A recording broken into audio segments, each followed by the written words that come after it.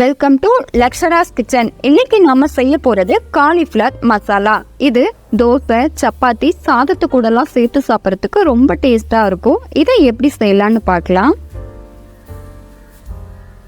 இதை செய்யறதுக்காக ஸ்டவ்ல ஒரு கடாயை வச்சுட்டு தேவையான அளவுக்கு ஆயிலை சேர்த்துக்கலாம். ஆயில் நல்லா சூடான உடனே 2 பெரிய வெங்காயத்தை நல்லா நைஸா அரைச்சிட்டு இது கூட சேர்த்து பச்சை வாசனை போகிற அளவு நல்லா வதக்கிக்கலாம்.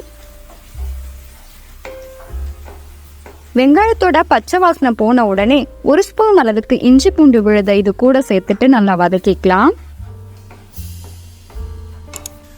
இது கூடவே 2 பெரிய பழுத்த தக்காளியை நைஸா அரைச்சிட்டு இது கூட சேர்த்துட்டு நல்லா வதக்கிக்கலாம்.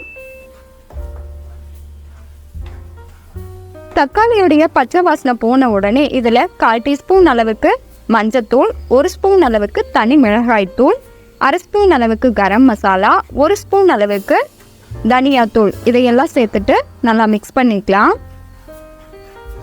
மசாலாக்களுடைய பச்சை வாசனை போன உடனே இதில் 1 பச்சை மிளகாய், கொஞ்சமாக கருவேப்பிலை இலைகள், நீள்வாக்கில் கட் பண்ண கேப்சிகம், இது கூடவே நாம் க்ளீன் பண்ணி வச்சிருக்கிற காலிஃப்ளவர் இதையெல்லாம் சேர்த்துட்டு நல்லா மிக்ஸ் பண்ணிக்கலாம்.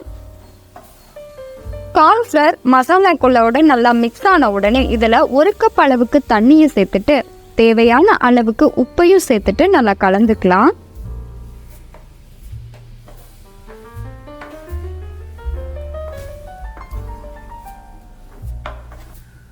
மூடி போட்டு மூடி நல்லா வேகிற அளவுக்கு இதை நல்லா வேக வச்சுக்கலாம்.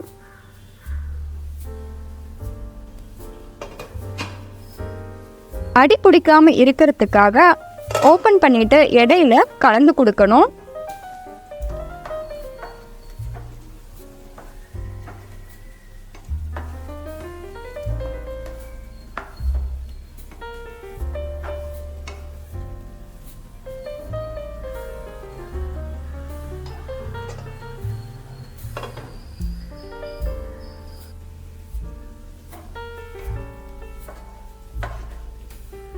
இது ஓரளவு ட்ரையாக இருக்கு. இன்னும் நல்லா ட்ரை ஆகிற அளவுக்கு இதை நம்ம நல்லா வேக வச்சுக்கலாம்.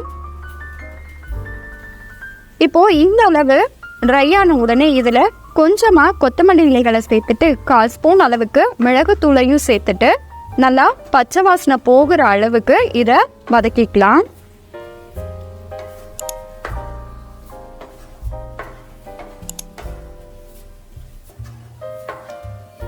காலிஃப்ளவர் மசாலா ரொம்ப சூப்பராக ரெடி ஆயிடுச்சு. இதே மாதிரி நீங்களும் ட்ரை பண்ணி பாருங்க.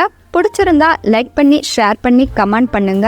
மறக்காம லக்ஷராஸ் கிச்சனை சப்ஸ்கிரைப் பண்ணுங்க. தேங்க்யூ.